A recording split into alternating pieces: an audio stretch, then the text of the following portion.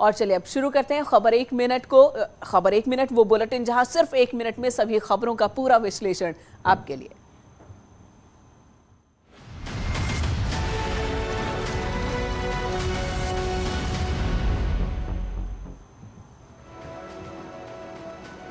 CM योगी ने Samajwadi party पर निशाना साधा। सीएम योगी ने कहा कि बीजेपी की पहली लिस्ट में हर तबके को प्रतिनिधित्व मिला है और एसपी ने पलायन के जिम्मेदारों को टिकट दिया है।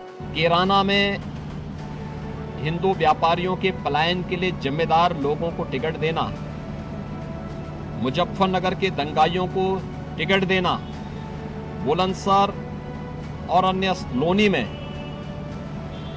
हिस्ट्री सीटर को, पेशेवर हिस्ट्री सीटर को और अपराधियों को टिकट देना इस समाजवादी पार्टी और गठबंधन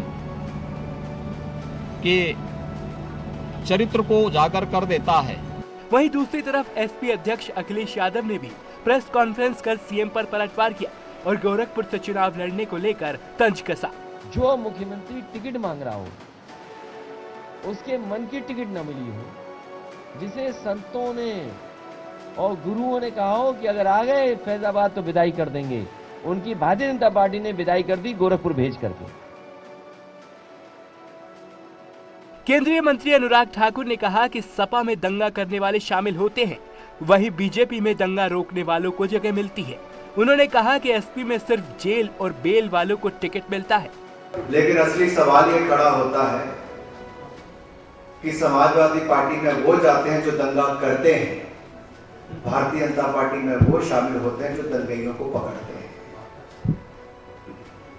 सपा के समाजवाद का असली खेल या तो प्रत्याशी को जेल या फिर बेल।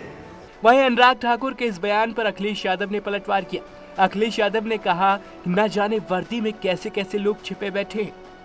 जब अनुराग ठाकुर जैसे मंत्री आपसे कुछ कहें, आप उनसे पूछिए कि जिस विभाग में आप मंत्री थे या जिस विभाग में मंत्री हैं, आपने उत्तर प्रदेश को क्या दिया, ये बताइए पहले।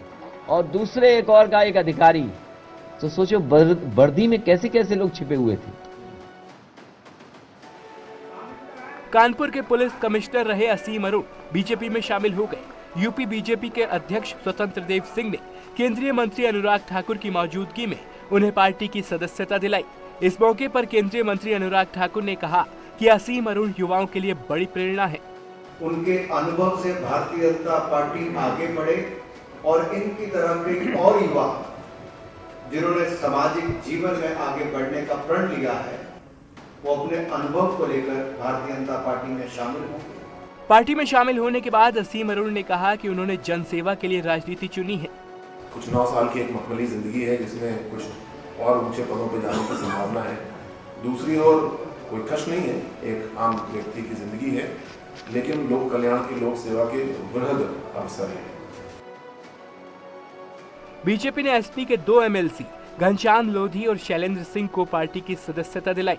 इसके अलावा पूर्व विधायक ओम प्रकाश और रिटायर्ड आईएएस अधिकारी राम बहादुर भी बीजेपी में शामिल हो गए।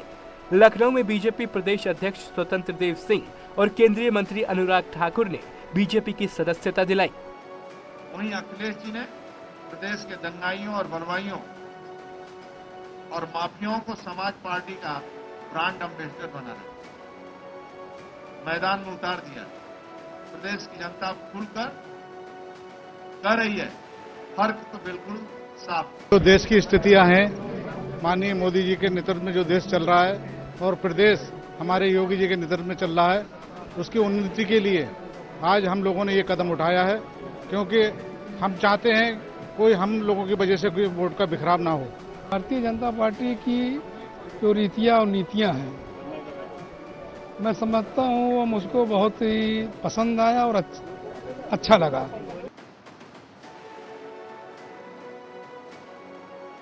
बीजेपी सरकार में मंत्री रहे दारा सिंह चौहान समाजवादी पार्टी में शामिल हो गए। उन्हें एसपी अध्यक्ष अखिलेश यादव ने पार्टी की सदस्यता दिलाई। इस मौके पर दारा सिंह चौहान ने बीजेपी पर निशाना साधा। मैं इससे चला गया। जिस तरीके से 5 साल की भारतीय जनता पार्टी की सरकार में जो पिछड़े समाज के लोग, जिन्होंने पूरी शिद्दत के साथ, पूरे भरोसे के साथ भारतीय जनता पार्टी की सरकार बनाने में अहम रोल जिनका था, दलित समाज के लोग थे, नौजवान थे, किसान थे, आज सारे लोग पूरी तरीके से आहत हैं और लोगों को लगने लगा कि अब यहाँ न्याय नहीं मिलेगा, इंसाफ नहीं मिलेगा। इसलिए सारे लोगों ने मन बना लिया समाजवादी पार्टी की सरकार बनाने के लिए। वहीं अखिलेश यादव ने कहा कि मिलकर विकास की राजनीति करेंगे और सबको साथ लेकर चला जाएगा। खुशी है आप लोगों के साथ आने से, अब एक दूसरे का साथ दे करके हम लोग पॉजिटिव पॉलिटिक्स करेंगे, विकास की पॉलिटिक्स करेंगे, खुशहाली की पॉलिटिक्स करेंगे और हमारा आपका वो जो सामाजिक न्याय है वो खुशहाली वाला है, सबको साथ लेकर के आगे बढ़ने वाला है। सीएम योगी आदित्यनाथ ने वैक्सीनेशन अभियान का 1 साल पूरा होने पर लखनऊ के केजीएमयू में कोविड वैक्सीनेशन सेंटर का निरीक्षण किया। इस दौरान सीएम योगी ने अधिकारियों से मुलाकात कर अभियान की जानकारी ली। साथ ही सीएम ने कोविड वार्ड का भी जायजा लिया। इस मौके पर सीएम ने कहा कि देश और प्रदेश में पीएम मोदी की अगुवाई में बेहतरीन कोविड प्रबंधन किया गया है।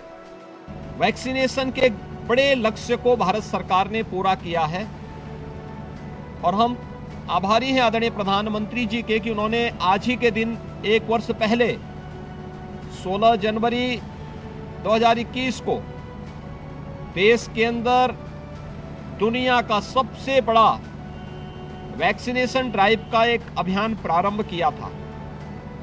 अब तक देश के अंदर 157 करोड़ लोगों को कोरोना वैक्सीन की डोजेज उपलब्ध कराई गई हैं।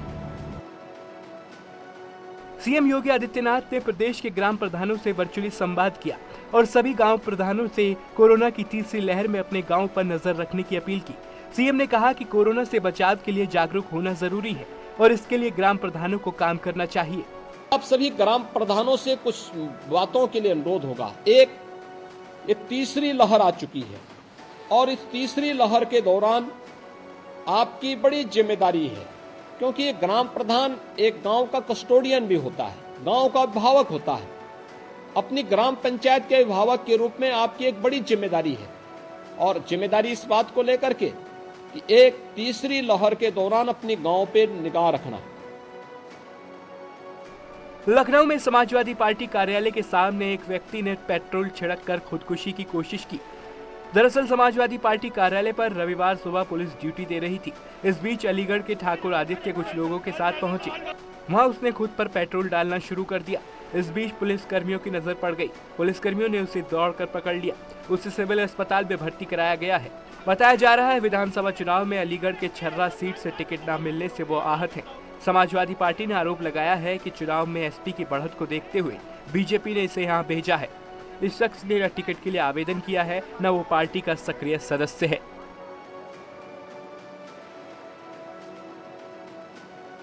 आम आदमी पार्टी ने अपने 150 उम्मीदवारों की घोषणा कर दी है।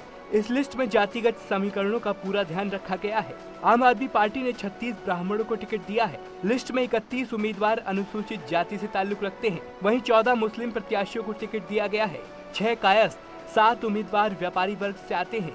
आपने इस लिस्ट में पढ़े लिखे उम्मीदवारों का खासा ख्याल रखा है।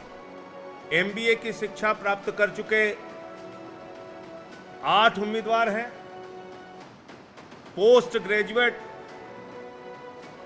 38 उम्मीदवार हैं।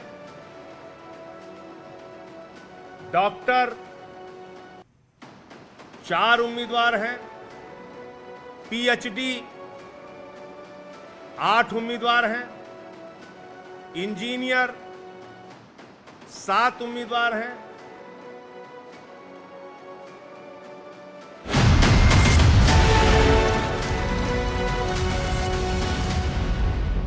मोहन सिंह रावत समेत कॉलेज के 4 डॉक्टर कोरोना